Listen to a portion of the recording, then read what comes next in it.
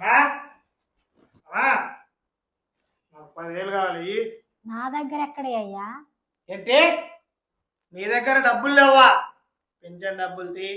నాకే ఆరోగ్యం బాగలేక హాస్పిటల్లో చూయించుకోలేదయ్యా.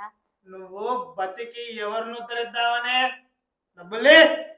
నేను బ్రతికేదే నీకోసం అయ్యా. నేను లేకపోతే నువ్వు ఒంటరోడు అవుతావని నా బాధ నాన్న.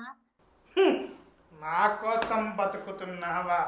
నువ్వే నా ప్రాణం, నువ్వే నా ప్రపంచం అని ఒకటి నా గుండె కోసేసిందే. ఇప్పుడు నువ్వు కూడా అలానే మాట్లాడుతున్నావు. అలా మాట్లాడి నువ్వు కూడా నన్ను మోసం చేస్తున్నావే. నానా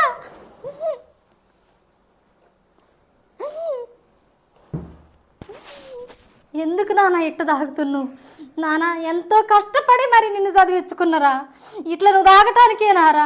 ఒక అమ్మాయి మోజులో పడి నువ్వు ఇంతగానో తాగుడుకు బానిస అయితే ఈ తల్లి గుండె ఏమైపోద్ది ఒక్కసారి ఆలోచించినవా నాన్న? నువ్వు తాగొద్దు నాన్న, నువ్వు మంచిగా ఉండాలి నాన్న.